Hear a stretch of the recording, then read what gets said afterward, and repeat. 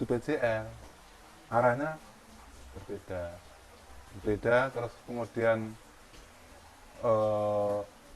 itu saya disahkan tahun 30 Januari 2004 Mas ya, di PCL itu.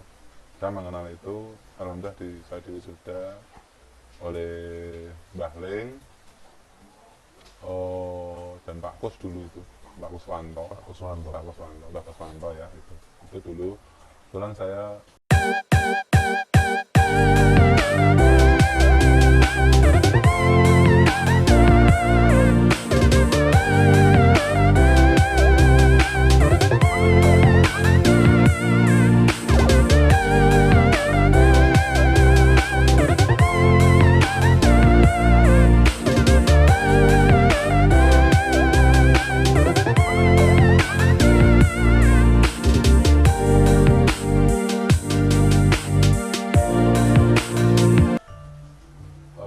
bisa dikatakan dari sana beliau saya belajar ke Ngawi Paron, cabang Paron, tetapi sesekali waktu memang cabang Paron untuk sowan ke Magetan, sowan ke Madiun gitu.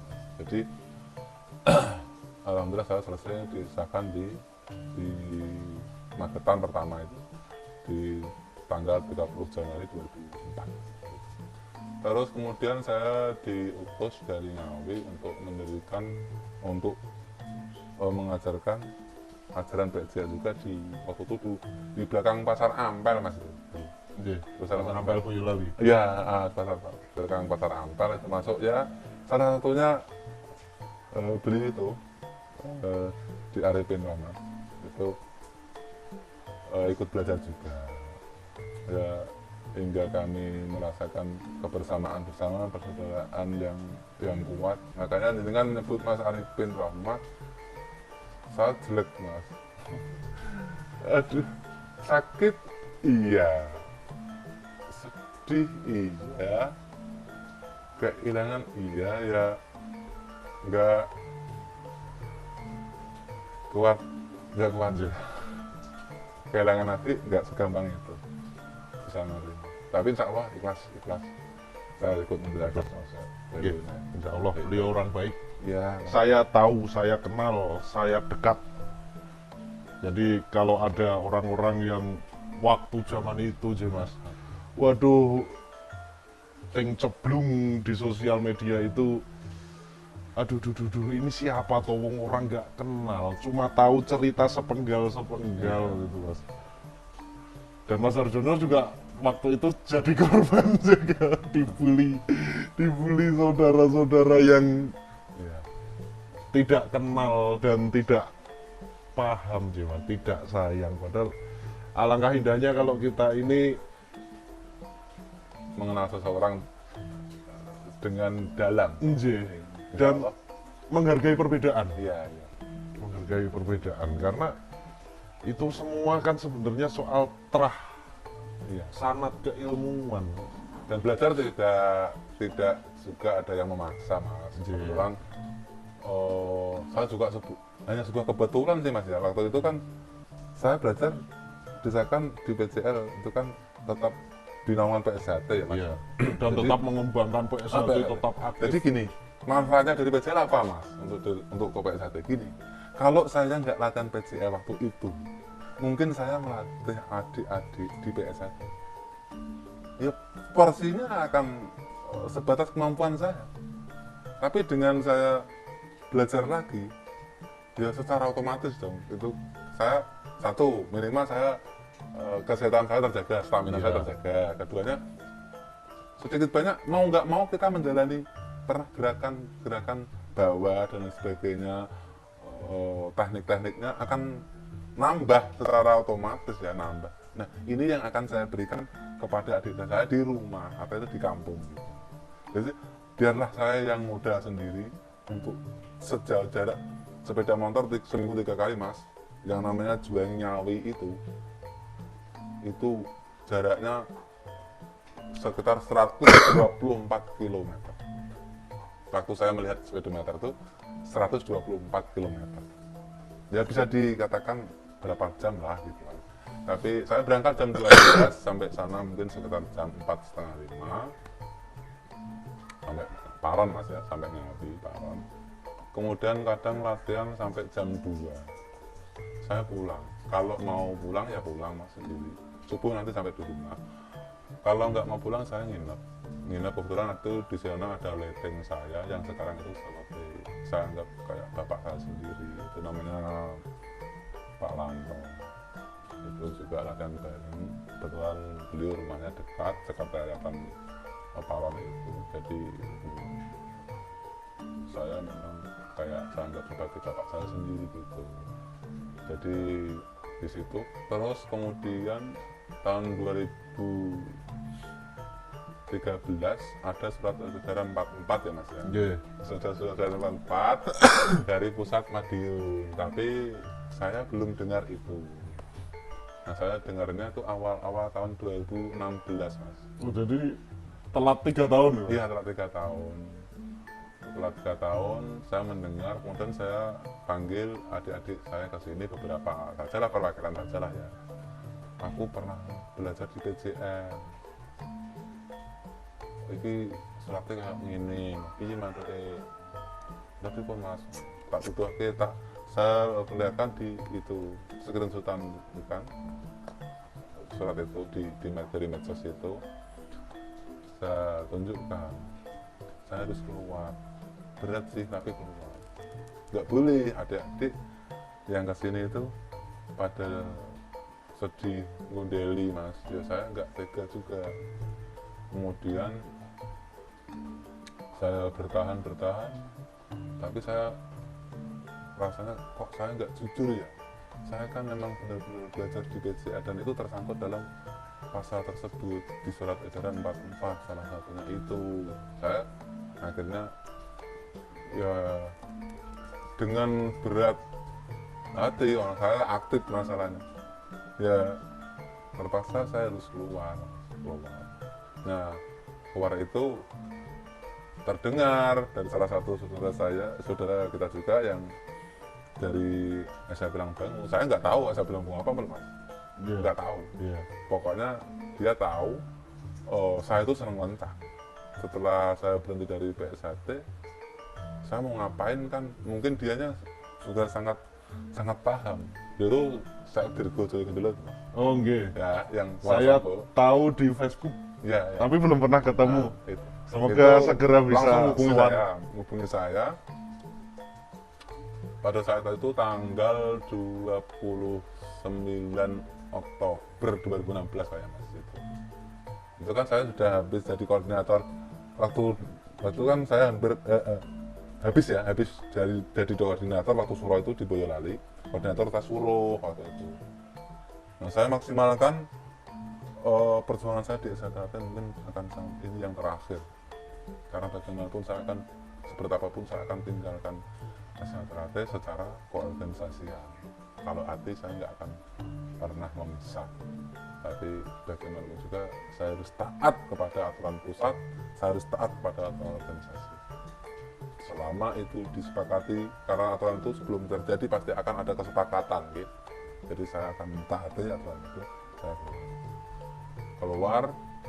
Kemudian terdengarlah yaitu tadi Mas Said Dirgojoyo itu nelpon saya, ngobrol-ngobrol sana sini, diterimalah saya sebagai untuk bergabung di SA Bilang Bangu, karena beliaunya ngerti wong hobi pencak kok orang mencak sedihnya kayak apa ngerti, dia tahu, makanya dia menolong saya untuk bergabunglah di SA Bilang Bangu. Dan alhamdulillah saya sekarang di SA Bilang Bangu ternyata sama nyaman. Kita sama-sama selama kita itu bisa nggak fanatik, selama kita bisa berbaur kepada siapa saja, kita buktikan bahwasanya di SA Bilang Bangu juga ada rasa kasih sayang, soalnya biasanya nresnani wong, tidak memusuhi, dia nyaman lah. Wong sedulurku ning ati kok. Gitu.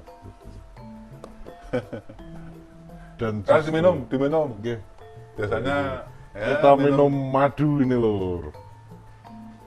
Kalau ngopi biasa gitu. Kalau ngopi minumnya biasa. di sini madu. Di sini minumnya. Ya kalau lah pas ada. Pulang langsung sakti ini lur. Nggih, Mas. Jadi dan kalau menurut saya justru cabang yang ditinggalkan Mas Harjono ini yang rugi pada saat itu. Karena beliau adalah sosok yang sangat aktif dan sangat mencintai Satrate pada waktu itu nih, Mas. Ya Sampai sekarang. Nah, gitu sampai loh. sekarang. Bukan pada waktu tok, sampai Malah- sekarang saya tetap mendukung, tetap mengawal. Malah Bisa menjadi- dipecat. Nah, itu mungkin itu bagian dari perjalanan, Mas. Ya, proses hidup. Nggih. Tapi alhamdulillah sampai sekarang kegiatan latihan di Satrate, Mas, saya juga beberapa tempat saya juga mau datang. Artinya diajak adik-adik untuk datang, saya tetap datang. Kadang-kadang saya juga usahakan datang, walaupun kami tidak membahas materi gitu. Saya hanya membahas seduluran.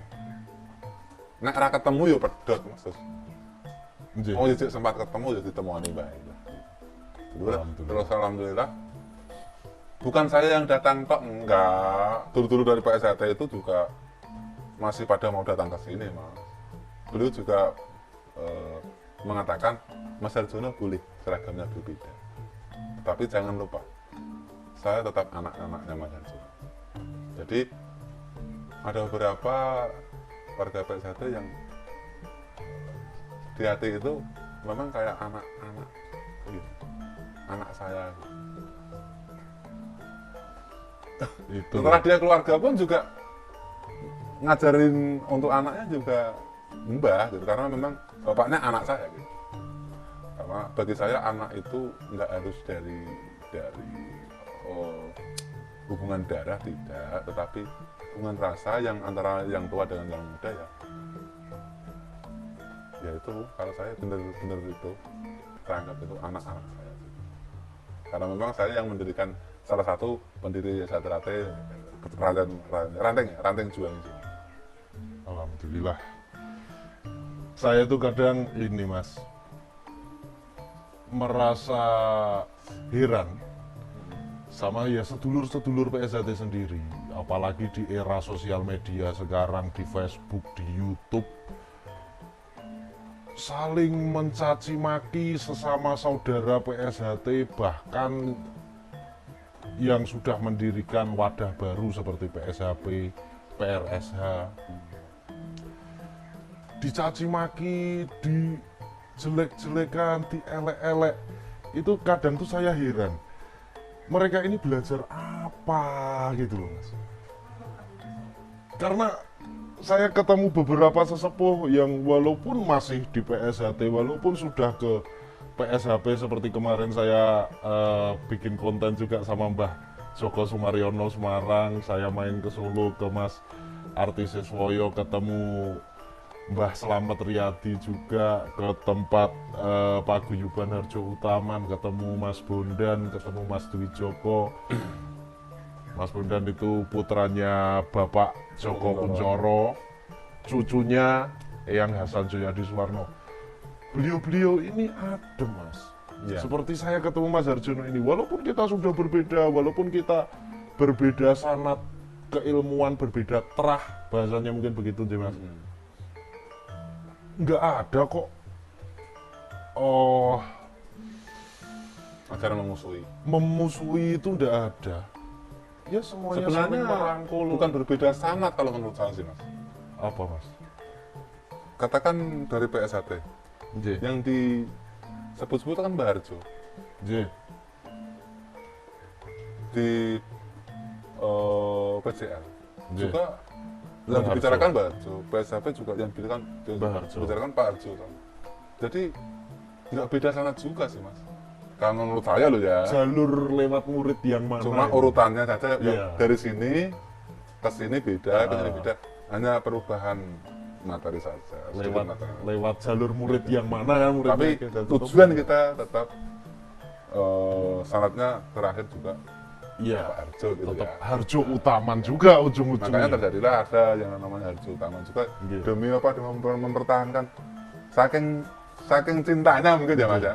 saking cintanya dengan Mbah Harjo mungkin ya itu. Untuk Ya, nggak menjaga ajaran Mbah Harjo Utomo. Jangan. Ya kalau misalkan ada kalau secara pribadi mas ya, kalau misalkan ada perbedaan materi senam dan jurus boleh. Yang nggak boleh apanya mas? Yang nggak boleh ajaran rasanya dulure yang itu yang jangan sampai dirubah. Jangan diwah-wah. Iya. Jangan dirubah. Dulure yang harus dirubah. Persaudaraannya itu lur. Iya.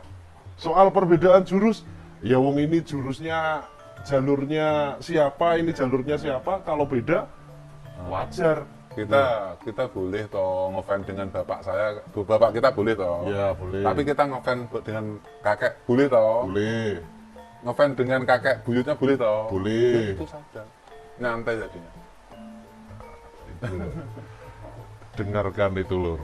Jadi sudahilah di SH eker-ekeran. Kalau di PSHP sekarang adem ayem sih mas. Alhamdulillah. Adem ayem tentrem. Di PSHT ini yang masih udrek-udrekan ini Kang Mas. Saya itu Ya aduh, semoga prihatin saja sekali. gini. Ada dari beberapa saudara kita makin banyak melihat sekarang zamannya konten-kontenan ya mas. Ji, Konten-kontenan. Dengan melihat konten-konten yang adem ayem walaupun ada perbedaan baju, ya mudah-mudahan saja mas untuk beli-belinya, mas-masnya, mbak-mbaknya atau siapa saja yang tadinya selalu fanatik kudu ini, ya sekarang akan terbuka hatinya lah. nular. Ya ketularan. Jadi Ketularan. apalagi sesama saudara ya, sesama saudara seperguruan. Lah wong jenenge we padha lho mas, lambangnya padha. Materinya sama. Materine podo. Gitu. Ji, Ki ngajarine yo kesetuluran. ji. Lah kok tutukaran Mas? Kan enggak pas.